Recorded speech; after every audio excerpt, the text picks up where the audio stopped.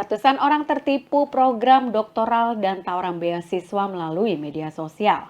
Pemirsa, seorang warga bernama Aloysius Bernanda Gunawan melaporkan pelaku dugaan penipuan program kuliah doktoral ke Polres Metro Bekasi Kota yang dilakukan oleh pria berinisial BTC.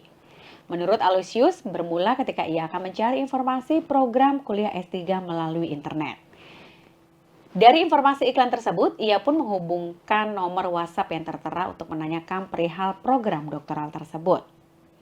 Kemudian, Aloysius mengungkapkan alasannya percaya dengan program beasiswa doktoral itu yang ditawarkan oleh seorang pria dengan inisial BTC tersebut. Menurutnya, karena BTC merupakan salah satu pengelola bisnis agensi pendidikan yang membuka program beasiswa S3 ke Filipina melalui akun media sosialnya. Di samping itu, ia juga bersama dengan ratusan korban lainnya meyakini karena BTC pernah memberangkatkan banyak mahasiswa untuk kuliah di Filipina. Selain itu, Aloysius juga mengecek keaslian ijazah kelulusan para mahasiswa yang sudah mengikuti program beasiswa BTC pada angkatan sebelumnya.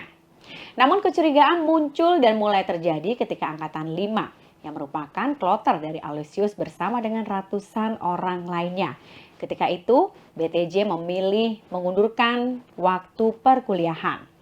Aloysius pun yang mengaku sudah membayar sekitar 30 juta rupiah kepada agensi tersebut pada Desember 2023. Hingga saat ini, perkuliahan juga tidak kunjung terlaksana. Hingga akhirnya ia pun meminta agar uangnya dikembalikan.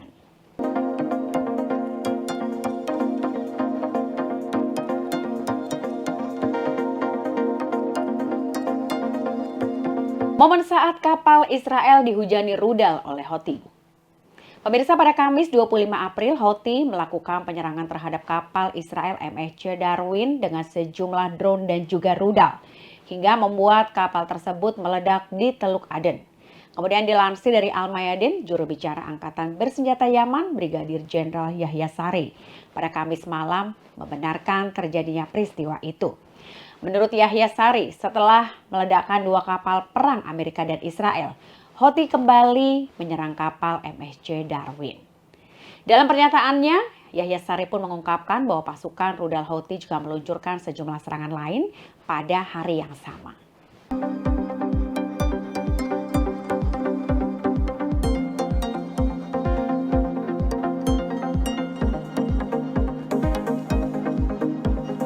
Surya Paloh mengungkapkan alasannya bergabung pada pemerintahan Prabowo Gibran.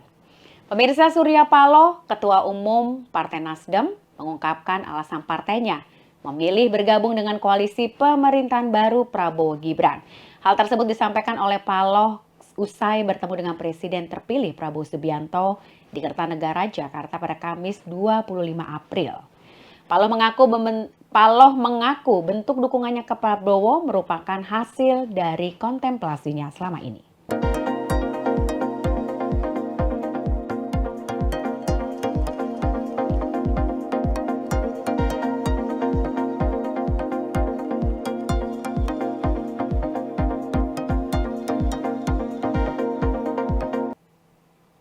Jebakan dari mata-mata Iran untuk tentara Israel.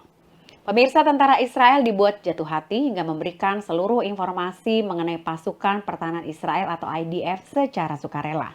Bahkan, tentara itu juga membocorkan foto sensitif baterai pertahanan udara Iron Dome ke mata-mata Iran tersebut.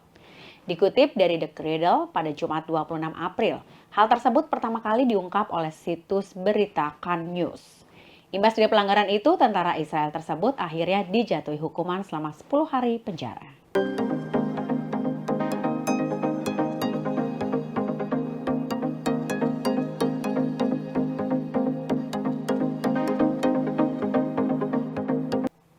Beginilah momen saat Menteri Keamanan Nasional Israel dikepung oleh warganya sendiri. Pemirsa, kondisi Israel semakin tidak menentu usai kabar Menteri Keamanan Nasional Itamar Ben-Gvir dikepung dan dikeroyok oleh warganya sendiri. Beruntung, Ben berhasil diamankan oleh petugas setempat.